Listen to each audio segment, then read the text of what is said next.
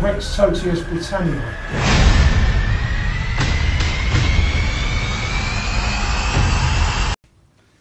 Yes, hello. So I'm Dan Day, and I want to thank the National Housing Party UK for this opportunity to share with you.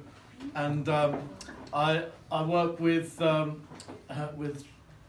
Jamie, who you've just heard. We work together. We do projects together. We're involved in a project we do called the Restoration Bill. But this issue about Athelstan is the issue that we're here today to talk about. And the importance of it, why are we here talking about Athelstan? It's because it's not just Athelstan, it's his father and his grandfather, Alfred the Great. And the Battle of Brunanburg was the definitive battle that decided really the contours of Britain as it is today, England, Scotland and Wales. And and it's important to understand about Athelstan, his father and his grandfather, because in fact this is the root of our history. And a famous politician once said that a leader must be able to give his people great myths or great, historical vision, basically. And this is the point why we're talking about this. It took a while because I've been looking at the political movements in Britain. Me and Jamie have been talking for the last 2 years, looking at all the movements of the conservative, the right, or whatever you want to call it, and seeing that there's been a kind of everything seemed to grind to a halt for a while. But now the National Housing Party is here. We've got a new revival coming, and I really feel that actually. When I was talking with Pat, he was talking about the values that you have, and I think this is what Britain needs. It needs this spirit. It needs these values. And he talked about, Pat told me, the housing. It's not just housing where for meeting the needs of the population. It also means the home and the family. And this is the central thing. But we go back to Alfred and Edward and Athelstan. I would like to read, I've left there's a little book over there.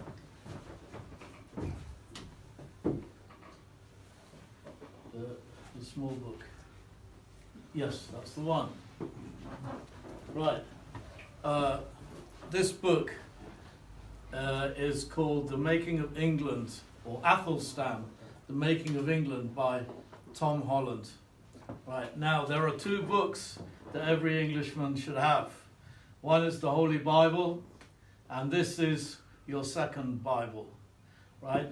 This is the story of Athelstan and the Battle of Brunanburg, and Athelstan's rise to power, his rise to become Rex Totius Britannicus or Britannicus, and so what I'd like to read to you here is at the end of the book, and where Tom Holland, it's better for me to read his words.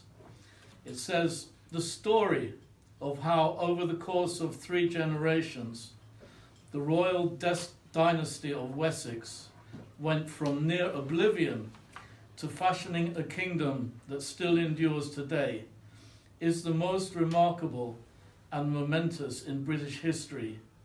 That Athelstan, let alone Edward and Ethelfled, who was his aunt, are perforce shadowy figures with inner lives that are as unknowable to us as the site of Brunanburg, does not render their accomplishments any less astonishing.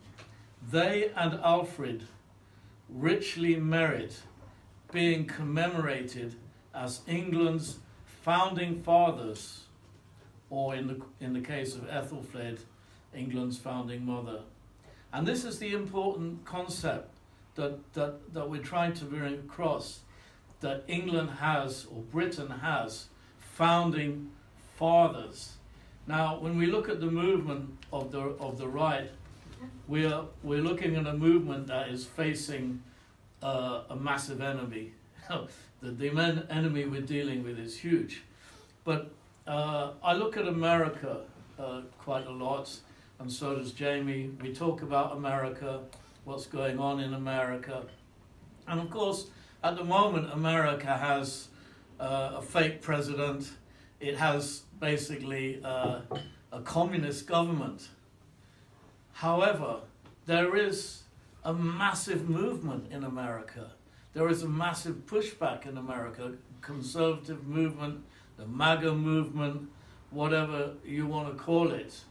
And it's not just based on one man, Donald Trump.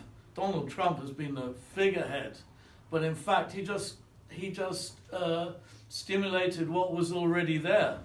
If Donald Trump disappeared tomorrow, the MAGA movement is not going anywhere. And okay, they've just had midterm elections. They didn't get the great victory they expected, but they're still taking the House. And this is a turning point. And the people who are moving this movement are ordinary people like everyone here today, working on the local level. And Americans have this concept of working on the local level because their constitution goes down to the local level.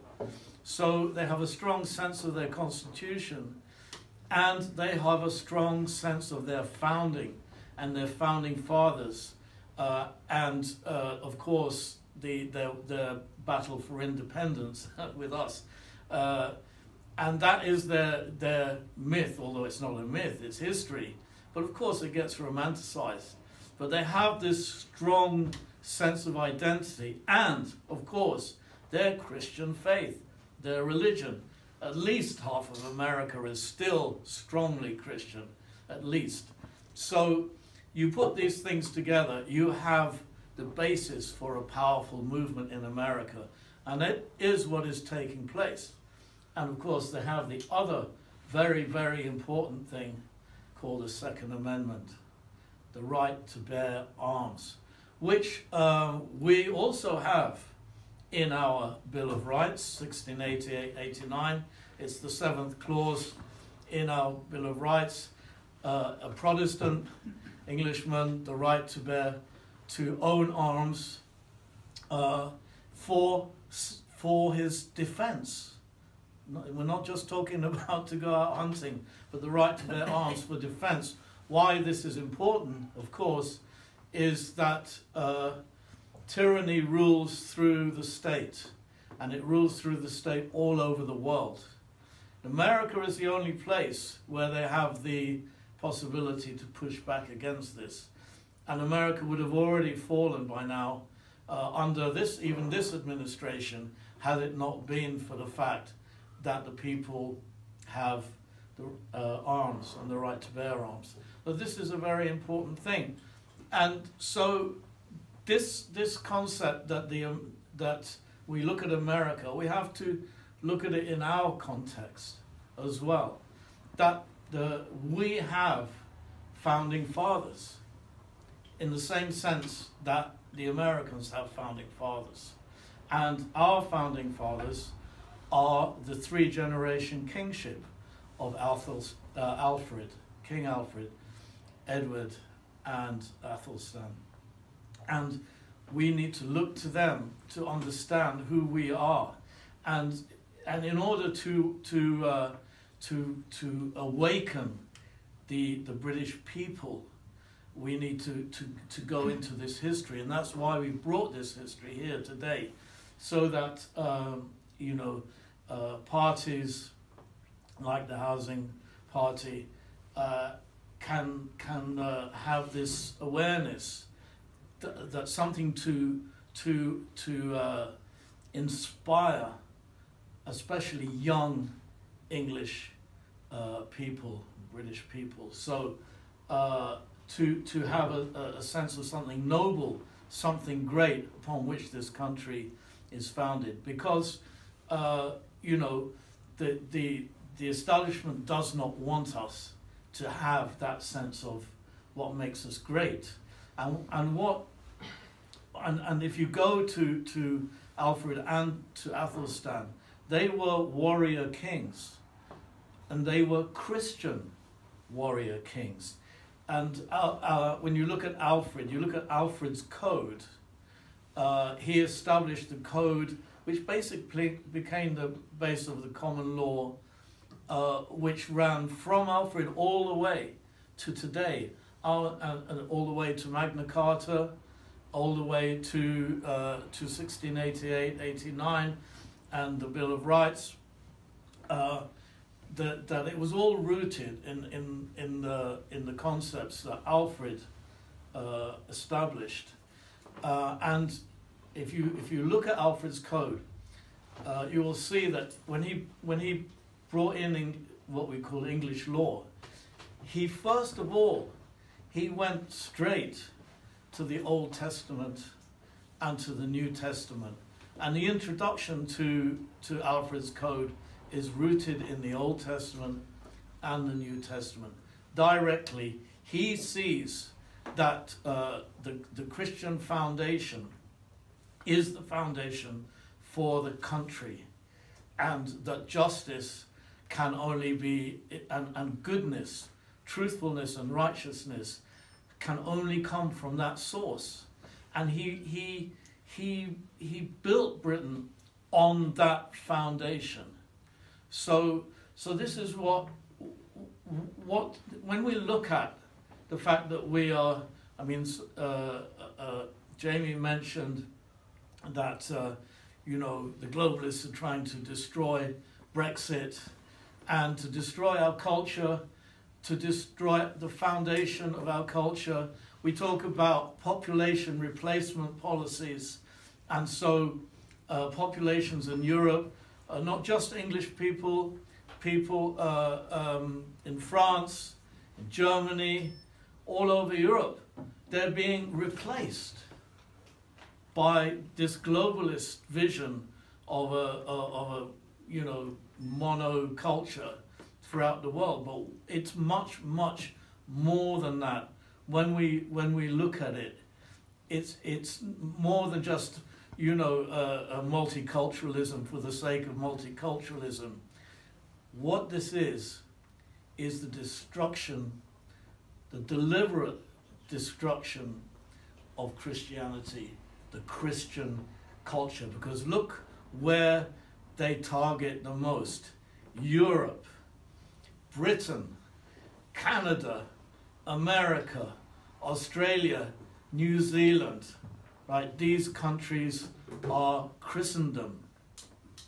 And the old British Empire was Christendom. And then, of course, the Americans took it on from there. But it's Christendom that is under attack. And why is this? It's because globalists are communists, and communists are militant atheists. And Karl Marx, they're rooted in the ideology of Karl Marx. And Karl Marx, if you ever looked at Karl Marx's poetry, has anyone read? Well, what I tell you to do, when you go home tonight, go on the internet, search Karl Marx's poetry. And when you read Karl Marx's poetry, you will understand what Marxism is about, what communism is about. And Karl Marx became ultimately an instrument of the devil, because maybe he was born an innocent baby like all of us, you know, but something happened in his life. Nobody knows what it is that turned him against the concept of God and all the things that go with that. And he made it his mission to destroy God from the face of the earth. This was Karl Marx's purpose. And Marxism is just a means. It's an ideological means to that end. And I promise you, when you read his poetry, you will understand the spirit that we are dealing with, the force that we're dealing with. So, going back to where we started with Athelstan and so on, Jamie mentioned that Constantine, King Constantine of Scotland. Now the problem was this. I think it was 927 or 927. Athelstan held a conference at I forgot the name. Yes, it was Amon Bridge, and he called together all the kings, the leaders of the nation of the various areas, and he had them basically submit to him to be king, Rex Totus Britannicus, and they offered allegiance to him. And one of the central things to this was that they would cast off any paganism. They would have nothing to do with paganism, and that they would rule as Christian kings. Now, what happened was, so that was all fine, and everybody did their duty. Athelstan went back to Wessex, where his court lay. But in the northern reaches, when the cat's away, the mice will play. And the problem was that Constantine wouldn't. One of the things when you pay allegiance is when you get called to the court, you come. When Athelstan would hold a court, he would summon all the kings and they would come. But Constantine didn't come. You see, Constantine thought, well, it's a long way. Well, it was a long way from Scotland to Wessex, to Winchester. It's a long, long way. It's long enough now, but in those days it was a long, arduous journey. So Constantine thought, well, probably I don't really need to do this. That old Athelstan, he won't bother. But that's why Athelstan went up and harried the north. That's why he went up to Scotland with his army, with his navy, and gave them a hard time. And Constantine was humiliated. He was actually brought down to Winchester in humiliation. And this is why, one of the reasons why he held that resentment. And when he got the chance to get revenge, because Olaf Guthfridsson of the King of Belfast, he was after York, because York had been taken from his father or grandfather, I don't remember which, and it had been the center of the Danes. It was a Viking stronghold, had been for a long time, as we heard earlier. And so when the Olaf Guthfridsson, he wanted it back, and so that's why Constantine teamed up with Olaf and the King of Strathclyde, and Constantine was a Christian king, but the other two were pagans. So he teamed up with these armies, vast armies, and attacked Athelstan's realm. By this time, Athelstan thought he'd done his life's work. He'd unified the kingdom. He was Rex Totus Britannicus, and it was one Christian realm as far as he was concerned, or more or less, almost. And then suddenly he was being attacked massively from the north, and he had to. At first, he couldn't believe what was happening. He was slow to respond, but eventually he gathered his army up together and went up to fight this horrific force. It was a terrible force. This battle of Brunanburg was talked about for generations. It was called, like we talk about, the Great War. Well, that was the Great War of the day. And the thing was this, that at the end of the day, Athelstan was victorious, and but he let Constantine go. He didn't follow him up into Scotland. This is what you would normally do. You defeat your enemy, you're gonna follow up. You're gonna put your mark. You're gonna take control. But he didn't, because everyone was exhausted from the battle. So much death and destruction had taken place. So many had fallen. Elders of the land had fallen. And so, yes, Olaf got away on his boats, on the Dingismere. But Athelstan let Constantine go. And Athelstan went back down to Wessex. And so therefore, in a sense, this is why we don't have a united kingdom, a unified kingdom. We have Scotland, England, and Wales because of the Battle of Brunanburg. It established the boundaries of the nation that we have today. From 937 till today, they haven't changed. And Constantine, you could say, well, Constantine might have been justified. He did get humiliated and so on. But he was a Christian king. He should have had, a different perspective. So it depends how you look at these things. But that's one of the problems. That's the legacy that we have from that time. But what's important for us to understand also is Alfred, Athelstan's father, Alfred the great Christian king, who's established his law and his law code, and the heritage. This is the heritage of the English people. It's Christianity, and if you're an Englishman, you are a Christian, whether you like it or not. You are a Christian. You are created by Christianity. And therefore, we have to turn back to our Christianity.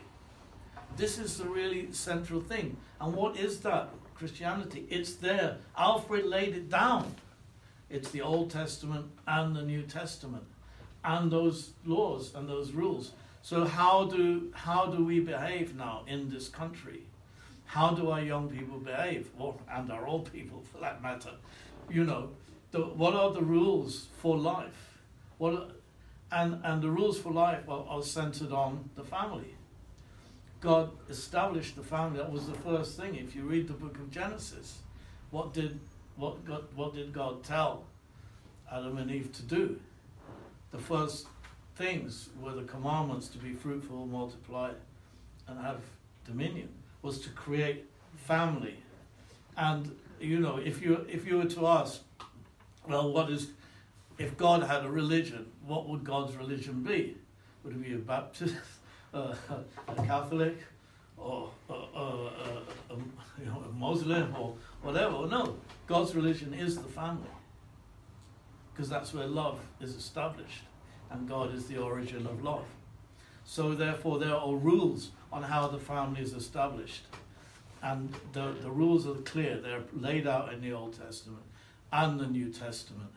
And that's the reason why what's happened is this has been taken away from us, because Karl Marx, the communists, the globalists and so on seek to destroy this, because they know this will destroy the nation. And that's why the first place you go into is the education system. So first they went into the universities, then they went into the secondary schools, and now they're in the primary schools, teaching the children, that they can change their gender. Yeah. Right? Yeah. This is the ultimate destruction of God's creation, because it says in the first book of the Bible, in Genesis, God created male and female. Right? This is the first principle of the whole creation.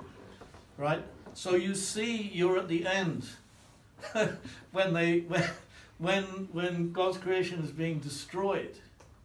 On that level, this is the end. But the end is also the beginning, if you think about it, and this is why we're here today. There is a movement now, and the way I look at it is this.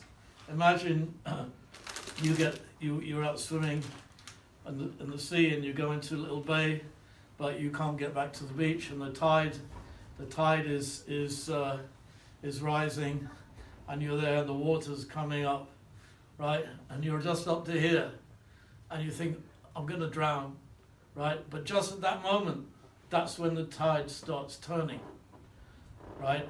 But you can't see that the tide is turning at this point. So now you see, well, you looked at the MAGA movement, you see what's going on in Europe, you saw what's going on in France, the French elections, you're seeing what's going on in Italy, of course you've got Hungary, so, and we have Brexit. So there is a massive movement, and there is someone that I look at in America. His name is Dr. Steve Turley. He's actually a Orthodox Christian, and he has a daily thing on YouTube. But he's a very interesting character. He's an academic, and he studied in Britain, and his study was post-secular studies. Basically what he's saying is there is now a movement away from the secular realm, the secular culture, right? We've had the secular culture basically since the Enlightenment.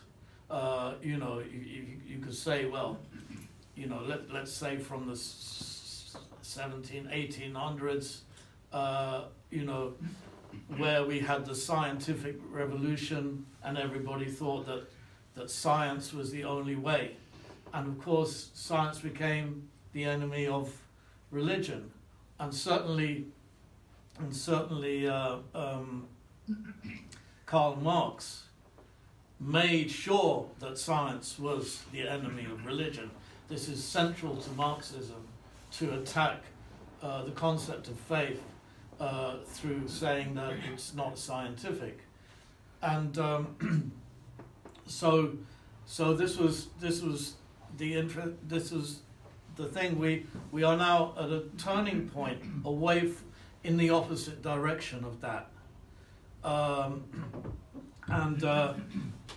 Dr. Steve Turley talks about how people all around the world are going away from the secularism, and they're going back to their traditional cultures. And most people's traditional cultures are religious in one form or another. And this is what's happening all over the world. The foundations of the globalist kingdom, the secular kingdom, is actually crumbling at its very roots. And that's taking place right now. And we are actually at the point, we are the activists that are going to take advantage of that are going to push this forward, because this is the movement of God in history. There is that, without a shadow of a doubt. That's what's taking place. That's why I was really inspired when, you know, I talked with Pat, and you know, seeing what you're doing. It's a great thing. It's not just politics. Politics is the day-to-day realities. You may have policies. You know, I've been on the website, seen all the policies, and you know, you've got good policies. But you know, when circumstances change, your policies change. These are temporal things, but it's the absolute, unchanging things, which what Alfred was about, and what we have to become about again, and not just in a general sense, but even ourselves, each one of us. You know, every human being. You know, if I ask you to put your hand up and say, "Are you a perfect human being?" Who's going to put their hand up? Yeah, I knew. but then, who? If you go into a prison and say, well, no, anyone there in a prison will tell you, well, I'm not a bad person, right? But so the point is that God created people to be good, but we are now in a position where we're kind of between good and evil. So that's why we have faith and God's word to guide us. And Alfred was absolutely centered on that himself. He had time to go out and fight battles. He had time to go out and rule his country and make his laws. But he had a personal spiritual life. And he was the king. He was the king. But most of us can't hardly ever, open the Bible or say a prayer or go to church or anything. Most human beings, we can't do that. But the King of England did. So why is it that we can't do that? Who's read the Bible from beginning to end? Put your hand up. Yeah, I believe you. Right. So this is a Christian party, and no one's read the Bible from beginning to end. So you've got homework to do, right? Because that is about spiritual life. Alfred did it. He translated the Psalms into Anglo-Saxon so that his subjects, his people, could read the Psalms. And the Psalms were written by King David, the great Christian warrior king. And the other thing is that what's happened in the modern world is that Christianity has been feminized. Jesus has been feminized. So a lot of men feel, oh no, Christianity, it's all nicey nice and I'm a man. So I don't want, if I take on Christianity or go to church or something like this, I'm going to lose my masculinity, right? This is a problem for a lot of men, but they don't realize this feminized Jesus is wrong, completely wrong. Jesus, of course, he was a beautiful man. He had a beautiful heart. He had the love of God within him. But he was strong, powerful, against evil, and he was not unwilling to use violence if necessary. He used violence when he went into the temple and turned over the tables of the money changers. It was premeditated violence because he made a whip, right? He the night before, or whatever, he'd gone out and he got some leather, or whatever, maybe he went to the leather shop. I don't know what he did. He got some flax from the trees and he fashioned a whip. It says there in the Bible, he fashioned a whip. How long does it take to fashion a whip? He's thinking there, I'm going to beat these people, right? And he's gone in there and he said, right, you lot. And he's given them the fact that he might not, do you think that nobody got hurt? A few people must have got hurt. Jesus was a tough man. And, he wasn't politically correct either.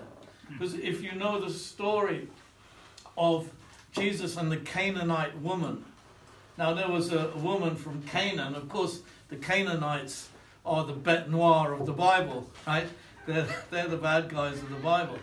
And the Canaanite woman came up to Jesus and said, my daughter is sick. Can you heal my daughter? And Jesus turned to her and said, well, basically, I'm paraphrasing, you're a Canaanite woman. Why give the children's food to dogs? Because Jesus came for the Israelites. Right, that was his mission. He came to these people, and the Canaanites were the bad guys. So why would I give the children's food to dogs? He called her a dog. He would get arrested for hate speech today, right? If he'd done that.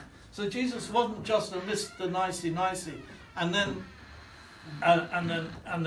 in Luke in the Last Supper. If you look in Luke 22, I forget the final verses, the very last thing that Jesus said to his disciples was, when I sent you out the first time, you went out without a money bag, you went out without I can't remember the details, a cloak, and so on. He went with nothing, basically, because they were received. But he said, this time, take your money bag, take your whatever. And he said, if you have no sword, sell your cloak and buy one. Right? So Jesus said, go out and buy an AR-15, basically, because a sword was a military grade. Well, AR-15 is not a military grade, but a sword was a military grade weapon. So you need a sword. You're going to be a Christian, you're going to need a sword, because Jesus knew what was coming. He knew what was coming, and he was looking forward, not just 100, 200, 300. He was looking forward 1,000 years or 2,000 years, because he knows God's providence, right? And so Christianity, although the Christians suffered in Rome, they were martyred, and so on, but actually, when you look at the history of Christianity, it was established by the edge of the sword, because Alfred, what did he have to do? He had to defend himself from the Danes, right? Christianity would have been wiped out of this island if Alfred hadn't had a sword. He had a Bible in one hand and a sword in the other, and he was ready to chop people's heads off if necessary. But he was a deeply Christian king, and when Alfred beat the Danes, I forget the name of the battle. What was the name? Eddington. At Eddington. What did he do? He could have chopped their heads off. But he said, "Okay, you can stay if you get baptized. Otherwise, you go." So he loved his enemy, right? And well, there may have been other political considerations as well, if you read the detail of it. But the fact is that he converted them to Christianity. So he loved his enemy. He did what Jesus said, but the sword was necessary. And throughout the whole of Europe, that was the case. Christianity had to fight for its existence against the pagans. Jesus knew this. He knew this, and that's why it was his last instruction to his disciples at the Last Supper. So this is what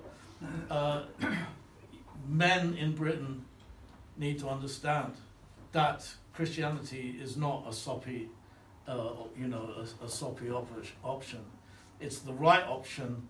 It's the option for truth, goodness, beauty, and for family. Because if young men don't stop messing around, right, until they're 30 to even think about getting married, then the British race is finished, because we're being replaced. So this Christian concept has to come back, and the British Housing Party, the Housing Party UK, and there are others as well who are saying this. So now this movement is coming about. So I could say more things, but I think my time is probably run out. No? Okay. So the other thing that there is another aspect. You can say, well, that's all very nice. We can go out and tell everyone to be Christian, right? But why is it, and there are people going out telling people to be Christian, but there's a resistance to it for many reasons. I mean, first of all, the church is partly the problem. I mean, you look at the Church of England. Well, if I was to tell someone, well, be Christian, but don't go to the Church of England, it's not very helpful, is it? If the Church of the English, established by the first Brexiteer, Henry VIII, that's what I call him, the first Brexiteer, right? And then Elizabeth, it is the Church of the English. Well, the English don't have their church because they're not Christian. They're basically socialists. They're communists. So that's a problem. And I was worried. This has been a headache for me for the last several years. But then, very interesting thing. I'm sure most people have heard of Calvin Robinson, right? GB News. Everyone knows Calvin Robinson. Well, the Church of England refused to ordain Calvin Robinson after he'd done his studies that you have to do. And so there was that whole thing, and he was very upset, and so on and so on. But of course, he did get ordained in the end, and he was ordained by the Free Church of England, which I'd never heard of before. Who's the Free Church of England? So the Free Church of England ordained Calvin Robinson. So I checked out, well, the Free Church of England have been around since the 1700s. For some reason, they broke away from the main body, but they are still considered part of the Anglican community. But the Free Church of England have not compromised their moral values. They stick with biblical values, the Old and the New Testament, the Ten Commandments and the Two Commandments, Beatitudes, and all of those good things. So he was ordained by the Free Church of England. So I thought, well, this is very interesting. Well, it turns out that Calvin Robinson's church is actually it's a bus ride away from where I live. So I've been going to Calvin Robinson's church, and it's very nice. I'll recommend it to anyone. It's in Harleston, in northwest London, and it's a small church. It has a nice congregation. It's just got that nice feel of a wholesome and nice church. We go there, and he does, gives the sermon and the service, and it's nice. You have tea and biscuits and cake afterwards, and you chat, and then he rushes off to his TV shows, to GB News. But the point is that the Free Church of England, there's not just one. They're all over the country.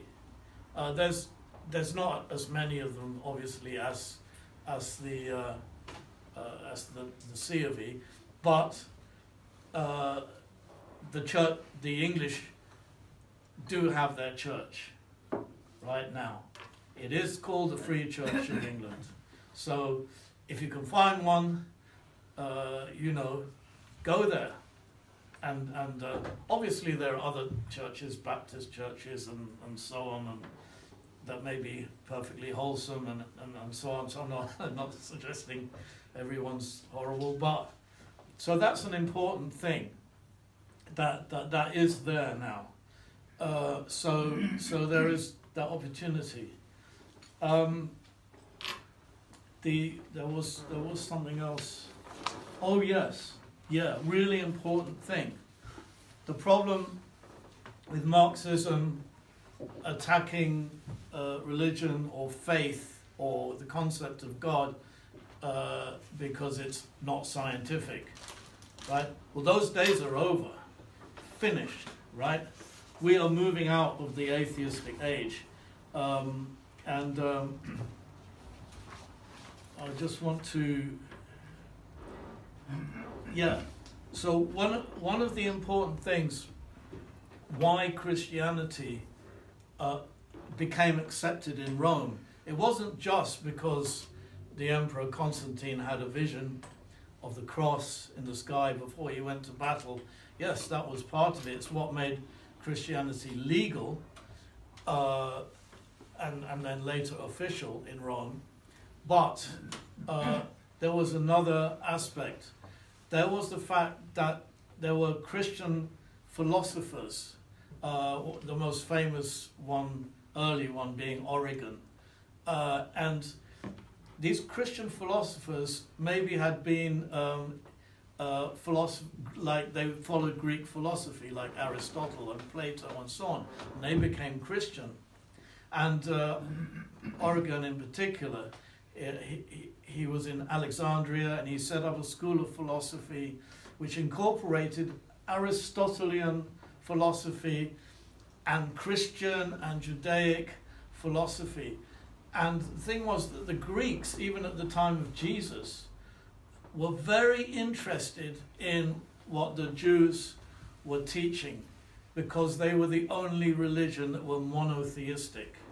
And the Greeks were very interested in trying to understand the origin of life, the origin of the universe. So, Plato and Aristotle, they argued about, where was the origin of the universe? Was it outside the physical world, or was it inside the physical world? They understood that there was something, they didn't know what to call it, but spirit.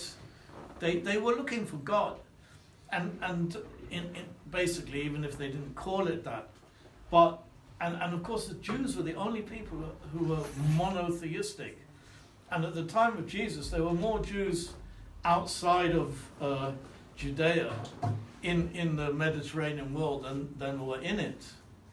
In fact, and the synagogues were places of philosophical discussion. Many Greeks would go there and they would discuss and argue and talk about philosophical things and so on. And many Greeks became kind of like half Jews. They didn't go for the circumcision bit, so they kind of didn't become full members. They were associate members, right? But because they were interested in this concept of one origin of the universe, one beginning point, this was very interesting for them. And of course this translated over into the Roman Empire. And in the upper circles of Roman society, you know, everyone, it's a bit like today, Guardian readers, you have to be intellectual, right? People wanted gnosis, knowledge, right? So the upper classes, the educated classes were interested in gnosis. Well, and of course, therefore, they were looking at the Greek philosophers, among others.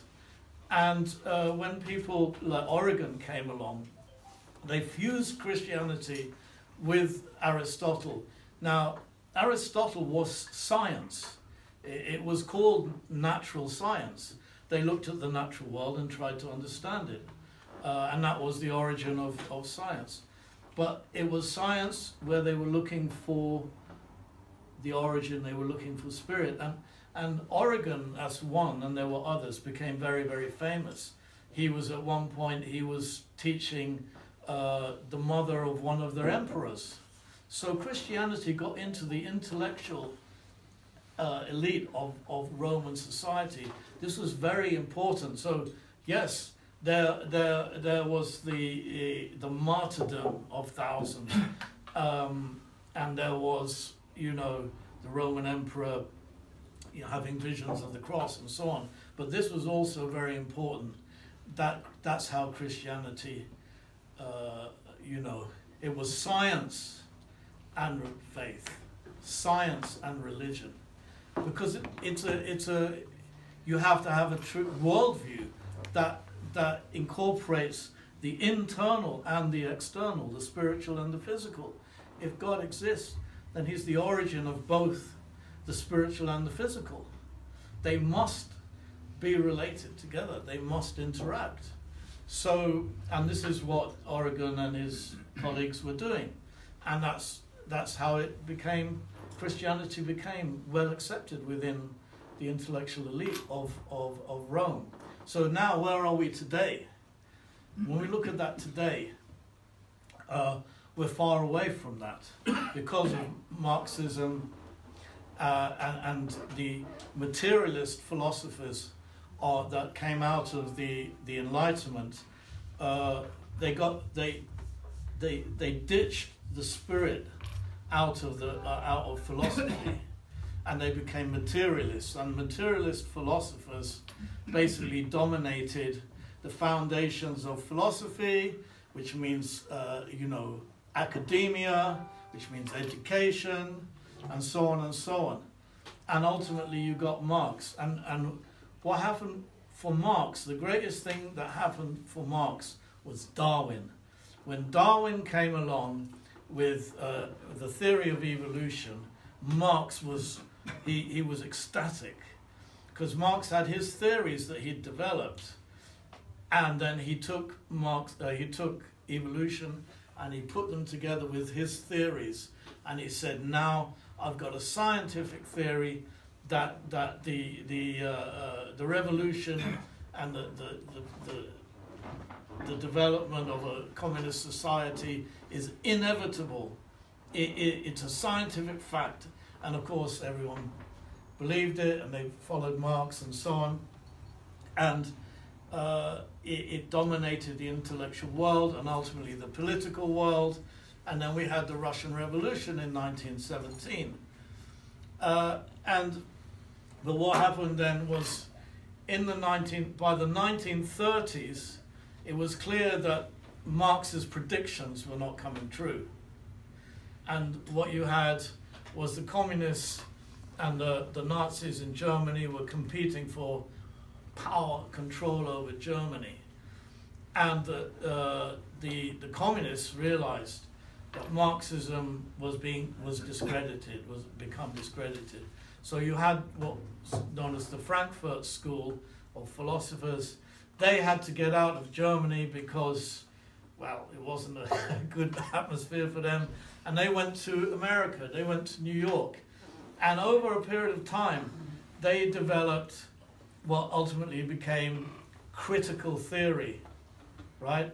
And critical theory, initially it was applied in the legal realm, but then from there they expanded critical theory into race relations, into feminism, into the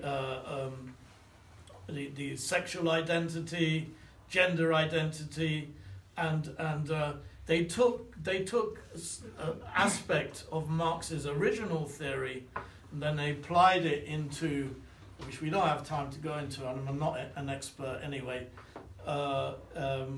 They applied that into these realms, and that's why you have what we have today. We can generalize it as wokeism, but fundamentally they undermine and create conflict, and that is the result of that. But now, what we have is the end of that, because we have the end of evolutionary theory. Right? Who believes in evolution here? Me. I've gone along with it as far as... Yeah, we've gone along with it. We've gone along with it because there was nothing else, and we're told that it's scientific. Well, if I tell you and stand up here, say to you, that evolution is fake science, it's not real, it's completely false. Here, here. It is completely false. Evolution, many Christians have gone along with evolution and tried to match evolution and the creation story and so on, and in the Bible, and kind of mix it together and see if it can work. And that's a natural thing. You think, well, if this is the real science, then there must be this connection. It's a natural thing to think this way. But now we have come to the point where the days of evolution theory, I will proclaim to you today, evolution is over, finished, dead. Right? And why is it over, finished, and dead? Because we now have something called intelligent design. Right? And intelligent design is not what there's something called creationism. We've all heard of creationism. It's an American thing. It's come out of evangelical Christianity in America. And it's an attempt to make the Bible and science fit together. But it's not truly scientific. There's some good elements to it, but it's a kind of pseudoscience. But intelligent design is a product of serious scientists, not religious scientists, maybe one or two of them maybe, but they are serious scientists. There's a school of intelligent design, and I suggest that you go to the there's a website for it, if I can find it. I think it's something. I think it's intelligentdesign.org, if I remember rightly, and there are a number of people you can look at. Yes, so the two people I would suggest that you look at, and you'll find them on YouTube. Michael, I don't know how to pronounce it, Behe or Behe, and he talks about molecular machines and the theory of irreducible complexity, right? And then the other one is Stephen Meyer, and he's written a book called Darwin's Doubt and Return of the God Hypothesis. Now, if you're not a reader, you'll find his videos on YouTube, his lectures, and everything that he's got to say in his books are in his lectures, and you'll find them. But they're not the only two. There are quite a few others of different disciplines in this intelligent design. Now, a lot of them are not saying God created the universe. They're just saying we have discovered, and we have come to this conclusion that through our study, that there is no other conclusion that we can come to, that there is an intelligence in the design of the universe, or in biology and so on. It's not possible for what we observed to come about by accidental process. This is what they're saying. They're not saying, well, it's the God of Jesus or whatever. They're not saying that, although maybe one or two of them might be Catholic or whatever, But that's not their job, because they're scientists. You make up your mind. But the point is, the days of accidental mutations, creating things, and so on, are over. They're finished. Now, there's probably a massive number of scientists who already understand this, but they're not saying anything. And then there are a lot of scientists who are obviously invested in the concept of evolution. The fact that Darwin's theory of evolution was, proven untrue years ago, and that's why we have what's known as neo-Darwinism, the theory of development through random mutations. That's neo-Darwinism. Darwin didn't know about mutations. He had a different theory of what created change. And that was disproved a long time ago, but it was kept a bit quiet, and it wasn't really talked about in the education system. So Darwin is still the darling in the education system, and neo-Darwinism, random mutation, is still, what's touted as what causes, evolutionary processes, and so on, one species to another, and so on. But and of course the final one is the mathematics. There's a video you can watch. It's called Mathematical Challenges to Darwin's Theory of Evolution, and it's on YouTube. The title is it's Uncommon Knowledge with Peter Robinson. That's the series of lectures, and it's the account is Hoover Institution. That is the YouTube channel, Hoover Institution. So mathematical challenges to Darwin's theory of evolution. There was, some years ago, a big conference of mathematicians, the top mathematicians in the world. And they debated the mathematics of evolution, and they came to the conclusion, no, absolutely no way is it possible. So therefore we are at the end of the period of evolutionary science. We're at the end of materialism. We're at the end of atheism, and we're moving into the next period, the next stage. And the Housing Party UK are right on the cusp of that change. So I'm so glad to have met you and to be allowed to speak here today. Thank you. Yay! Nah, man.